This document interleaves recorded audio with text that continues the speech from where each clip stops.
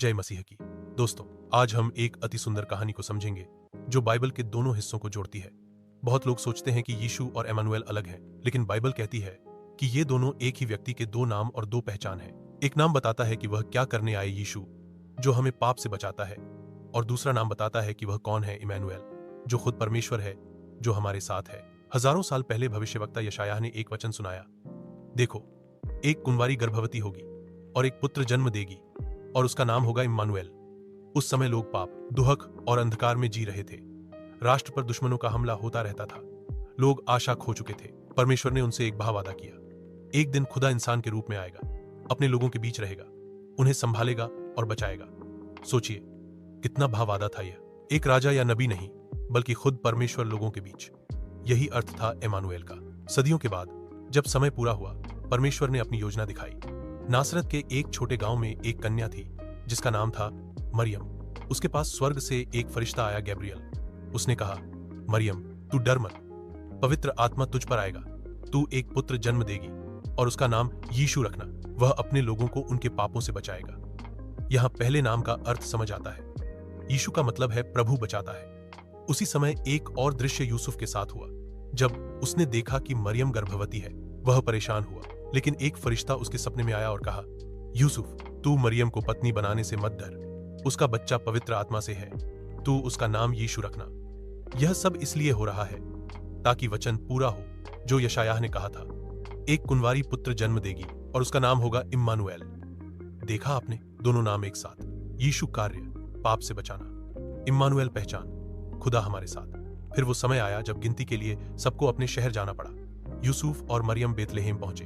वहां रुकने की जगह नहीं मिली, और इसी तरह एक सरल गौशाला में मरियम ने एक पुत्र जन्म दिया।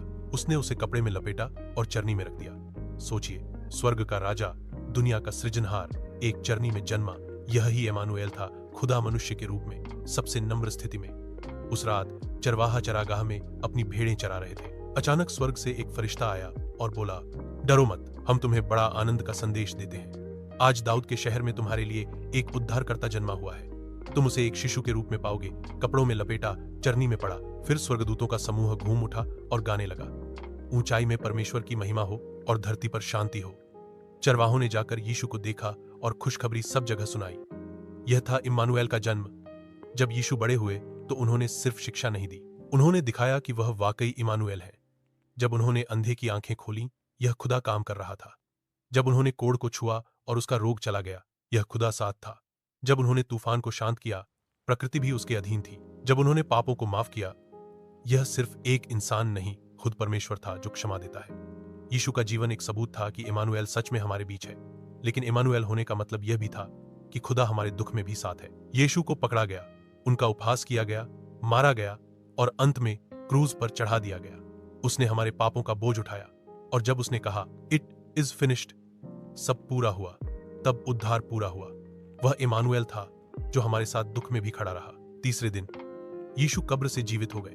उन्होंने अपने चेलों से कहा, मैं सदैव तुम्हारे साथ हूं, युग के अंत तक। यह इम्मानुएल का सबसे बड़ा प्रमाण है। वह सिर्फ उस समय ही नहीं, बल्कि सदैव हमारे साथ है। दोस्तों, यह कहानी सिर्फ पुराने समय की नहीं है, यह आज भी जीवित है। जब आप अकेला महसूस करते हो, इम्मानुएल आपके साथ है। जब आप पापों से लड़ते हो, यीशु आपको बचाता है। जब आप प्रार्थना करते हो और इंतजार करते हो, इम्मानुएल सुन रहा है। जब आप दुहक में होते हो, वही खुदा आपके पास खड़ा है। यीशु और इम्मानुएल एक ही व्यक्ति हैं, नाम अलग, सच्चाई एक ही। यीशु हमें बचाता है, इम्मानुएल हमेशा हमारे साथ है। दोस्तों, जब भी हम यीशु का नाम लेते हैं, याद रखें कि वह सिर्फ हमें पाप से बचाने वाला नहीं, बल्कि खुद परमेश्वर है जो हमेशा हमारे साथ है। यीशु ही इम्मानुएल है, और वो आज भी आपके जीवन में है। तो आइए अपना जीवन उसके हवाले करें और दुनिया को यह सच्चाई सुनाएं, खुदा हमारे साथ है। इम्मानुएल, जय मसीह की, प्रेज द लॉर्ड। और दोस्तों, अगर आपको यह कहानी पसंद आई तो कृपया चैनल को लाइक करें, सब्सक्राइब करें और बेल आइकन दबाएं, ताकि हर नई बाइबल कहानी और प्रवचन का संदेश आप तक तुरंत पहुंच सके। आपका एक छोटा सा समर्थन हमें और ज्यादा कहानियां और प्रभु का वचन आप तक पहुंचाने में मदद करेगा।